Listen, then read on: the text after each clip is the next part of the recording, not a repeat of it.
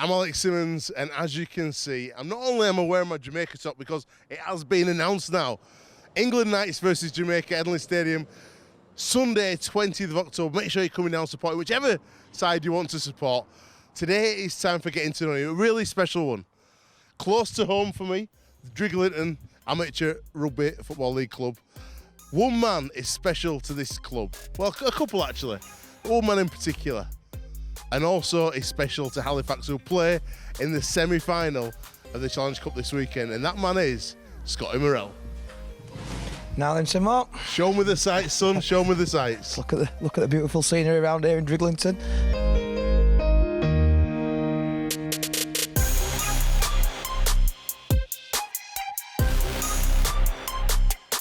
We're stood on the roof of the clubhouse. I don't know if this roof will take our weight, Scotty.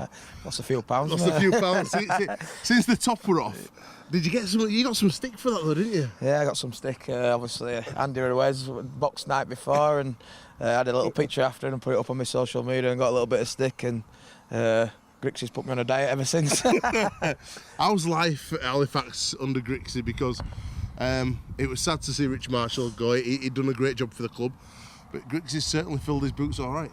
Yeah. Obviously, we were disappointed when Rich left, but Grixie stepped up well. Obviously, his performances haven't been going great at the moment, but we've got that great win in that quarter final against Bradford, and obviously we've got the semi-final against the mighty St Helens this weekend. So yeah, it's going well. Obviously, all the boys are buying into it, and it's just about Grixie's putting his own stamp on things. He's coaching a little bit different to Rich, so yeah, all the boys are buying in, and yeah, it's going well. We'll talk about the semi-final a little bit later on.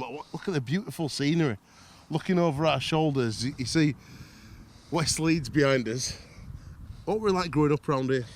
Oh, it were brilliant, really. Obviously, started playing rugby for Driglington. How old were you? I was 5-year-old. Started playing down here. My older brother started playing, so I went down as well, and it's just been a big part of my life, and it still is a big part of my life now. From a junior, obviously going to watch the Open Age team, being a big part of them, being around them, they were my heroes growing up. Really, got people like Daz Riek, Mick Roach, and Big Paul Simpson. Who used to sit with them and listen to the stories in pub and that, and then obviously come back now. I coach my son's team under 8s Driglington.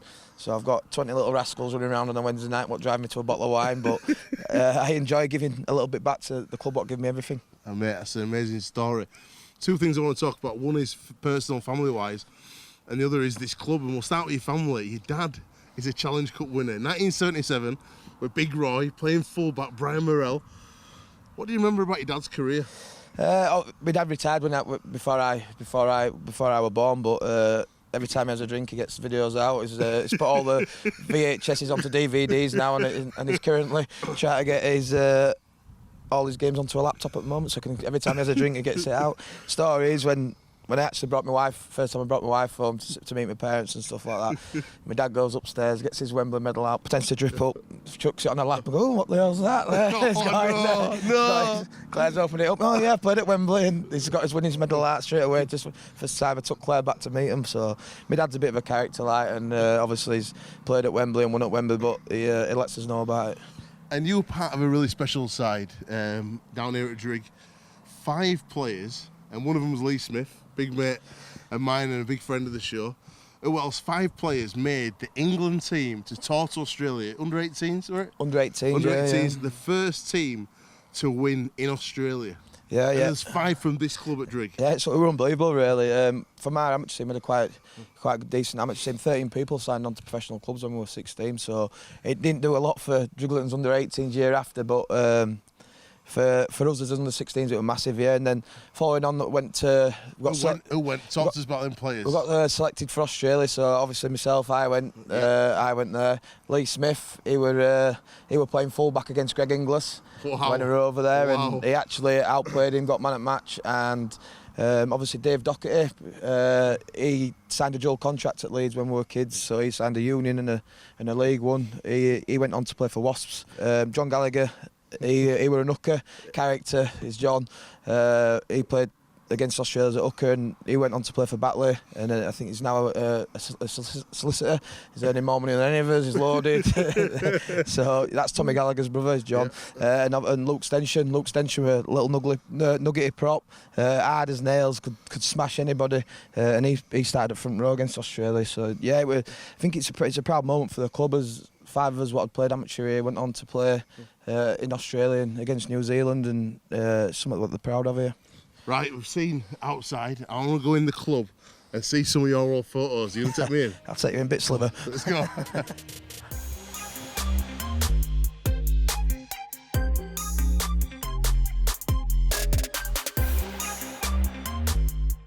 I've seen some of the pictures, Scotty. You fresh-faced. Fresh face, slim, everything. Yeah, obviously, so like I said out there, I've started playing here at 5-year-old, so there's photos on that wall from 1990 to up until when I left, when it was 2002, I think it was, under 16. So yeah, it's a big part of my life, is this, and it still is at the moment. Talk to us about the next generation as well, because he's sat here behind the camera, young Archie. Yeah, obviously I spoke about out there, coach the under-8s team here. It's people what I grew up with. When I was 5 and 6 year old knocking about, their lads are now playing in the team what I'm coaching. So it's like the Murrell brothers, I played with them, went on older with them from when I was 10-year-old up until 16, and now I'm coaching their kids. I've got Smithy's lad, Charlie. Is he really good? He's like a little pinball. He's a bit he can tackle, so he's better than his dad. Yeah, he's quality, is Charlie, and Big Scrootsey's just brought his lad up to Drigg as well now. So another mad Paul. Another. It's massive, absolutely massive. He's George, and he's doing really well as well. So it's good to see all your friends' kids enjoying the sport what you grew up doing. How's the body feeling? You get into that age now, 33, and how's the body feeling? Feeling all right, to be honest. I've got a little bit of tendinitis in my Achilles, what flares up now and again, but them 3G pictures don't help. We train on one of them, so it's every time we go on that, it flares up a little bit. But all in all, feeling well. Obviously, if I keep feeling like this, I want to play again next year. Do you still enjoy it? I still enjoy it. Obviously, you see me when I play, I have a big smile on my face. Try not to take it too seriously and just enjoy what I'm doing. Pete Matauti told me his story when he played against him at Lee, and he said, all game, you're mouthing off. So he got stuck into you. He went, what are you going to do? And he went, absolutely nothing. Yeah, I remember that at scrum. Yeah. Grixie still talks about it now. He says, I cocked one back just in case you were going to do it. And you said, I'm not going to do it out. And he said he didn't know what to do. Yeah, Grixie said you were ready to go for it. And I just said, no, I'm not going to do it out. But I just into him all game. Obviously, it's massive for people in Championship. He'd just come over from NRL and they were playing in Championship against us. So I was saying to him, obviously they were going through a bad patch. We were just saying, so have you played NRL? And he just snapped. But obviously we spoke after. We've had a beer. Met him. Obviously, Q's mates with him. So I've been to see. I've spoke to him after and that. And he tells me that I got into him and but just part of my game really. You sign for Leeds. You got Australia. You signed for Leeds. Didn't really work out at Leeds. You did play though. You got 14 minutes. Yeah, I got 14 minutes. But yeah, I'm a Leeds lad. I'm proud. I'm 14 minutes, but I can still say I got out on that field for the Rhinos. It was my dream as a kid growing up, and I did do it. I got there out on that field. It's interesting because so many Leeds lads who never really made it at Leeds have gone on to have stellar careers, and you've gone on to play for 2 clubs where, when you speak to most fans and owners, you're the favourite all-time player at those clubs, and that's a huge statement. Neil Udgell on our show, so he signed at OKR. Neil Udgell says you're his favourite ever player in his time at the club. How does that make you feel? Obviously, my old man texted me when he'd been on the show and told me what he'd said. Yeah, I was proud. I'm still good mates with Neil. I speak to him once a month probably, just over text, and see how he's getting on. And obviously ask how I'm getting on. But yeah, he's a good friend of mine, and obviously I was devastated when I left there. But everything, like I'm a big believer, everything happens for a reason. And I went to Halifax, and I've enjoyed my time there. It's 7 years now, so it's a long time. And yeah, I just enjoy playing the game. Some of you know that, and I just try to play 100% every game, bit of enthusiasm, and I think that's probably why fans seem to like me. Mate, you've got a bang. Have you always had the bang in you? Have you always had that shot? Because it is. People tell me you can bang like a prop. Plenty of players have said it to me. Yeah, I look like one now, but back in, I used to pride myself on it really. Being obviously half-backs over, the goals not very good defenders, don't they? And I used to try put a big shot on now and again. And then when we signed Paul Cook at Hull KR, Justin Morgan told me to put a little bit of weight on you going to 13, and I've never stopped really. So he told me to eat what I want for our off season. Bad idea. Bad idea, Justin. Bad idea. Never stopped. So yeah, it's something I enjoy defending.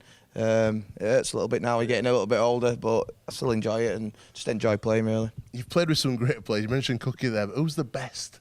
Who's the best player Scott Murrell's played with? Oh, it's a tough one this really. There's probably three what I'd have to name them all. Three what I'd have to go for really. Tell me why as well. Yeah, Michael Dobson, just for his organisation, kicking game. He were massive for us at Hull KR over them 5 years when he were there to get us where we were like bottom of Super League, and then he got us up to finishing fourth one year against I think Huddersfield's third. Foxy got in Dream Team, didn't he? Clint Newton.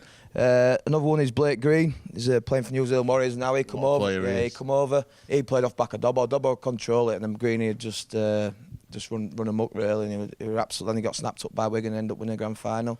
But probably the best, most professional player I've ever played is Ben Gullier. He used to drag me out after every session and do some extras and put me through it really, and really set them standards what you need to get to Super League, and he really installed them in me, and he's probably the best player I've played with. You're full of enthusiasm, and you've gone to Halifax, and knowing Tony Abbott like I know, obviously who had the club before, and Ian Crowe, they've fought tooth and nail since you've signed there to keep you there, because there has been plenty of clubs interested, aren't there? Why did you go to Halifax, and why have you stayed at Halifax? Well, it happened. I was speaking to Bradford when I left Hull KR, and then they went into liquidation, so they were not there. And then right now, Kyle Harrison lives 2 streets away from me, and he just spoke to me and said, "Would you come here?" So what would it take? So obviously we had this conversation and got there. Started season really well with Halifax. Started playing there, and then Rich Degar at Wakey at the time, and he inquired about me, about going there to go play there for an 18-month contract, I think it was, and then told Carl, and then he says, "What do I do to need to keep you?" So he come back with an offer, and then I just signed that, and then just been there ever since really, just enjoy being at the club. It's big, obviously it's a big part of my family's life. So Archie were too when we went there. I've had a little girl born there, and look after your family, and there's a big family thing about the club, and it's I just love it there. Now he looked at my shirt and he said, "Oh, are you team manager?" I said, "No, operations director for Jamaica." I said, "Oh, it's a shame you're not Jamaican. We could do that." But he said, "I was one Scottish, and you even went to team meeting." Yeah. 2008 with World Cup over in Australia. Ben Fisher, Gareth Morton, Ian Morrison were all Scottish. I said, "Mate, have you got any Scottish in you?" I said, "Oh, yeah." So I got my name. They put my name down in team and stuff like that. Started getting emails about going on tour. My dad's telling everybody, "Oh, he's playing for Scotland." So Mum and Dad had booked to go for a month with England when Smithy were going. So they're going to watch England. So Smithy got picked. But then my dad was telling his mates that I might be playing for Scotland, so a couple of his mates, Steve Pennington, a Drig lad, booked a flight from the England camp to go watch Scotland, which were in Perth or something like that, 13 hours away, something like that. And then I didn't even go, so I was telling people that I might go because you want Scottish. I want Scottish. So they'll look back to your grandparents and that, and I want Scottish, but I'm just looking for a free holiday at the end of the day. But yeah, my dad would tell everybody we were playing, and they all booked flights to go watch Scotland, so they ended up watching Scotland when I didn't even go. Scotty, this weekend, is it the biggest game of your career? Yeah, biggest game of my career. 2006 Hull KR. We beat Warrington in quarter-finals to get to the semi-final. A week before I got injured, so didn't manage to play in that. That were against Saints as well, so that were a massive game. Omen. Omen, yeah, but that hopefully results a little bit different this time. It was 52-0 that one, but it was just a good occasion to be there. And for us as a club as Halifax, it's absolutely massive for us to be at a semi-final. We're a championship team, part-time championship team. Lads have been working all week. Obviously, it's financially, it's massive. Yeah, it's big financially. It's big for the fans. It's big for us as players. like I've spoke to him, I've been playing 15 years now. It's the biggest game I've ever played in, and we've got some lads in our team, what, 21-year-old. So to play in games like this at that age, it's massive. How can you beat them? How? Because it can happen. We've seen 1971, Alec Murphy beat Leeds, biggest cup shock ever. Closely followed probably by 1998, Sheffield beating Wigan. Hull 2005 beating Leeds. How can Halifax beat Saints? It's massive asking. Obviously, they watch them. I've been watching videos of them to put a preview together for. Well, the rest did 10. I know they watched the 10 last week, but it's the back of the occasion for us. We'll go and give us the best shot. If that's good enough to get a win over Saints, then that's it. If it's not, all we can do is prepare as well, enjoy the occasion, and put us best foot forward on Saturday. And what does the future hold for Scott Murrell? Signing again next year? Yeah. Hopefully to go around again next year, play one more year, and then that'll be it. And then I've told Drigg that I'll be back on that field for Drigg coming downhill next year. Your best luck this weekend. Best luck for the rest of your career. Always a pleasure, never Thank a you, chore. mate. Legend. Cheers, pal.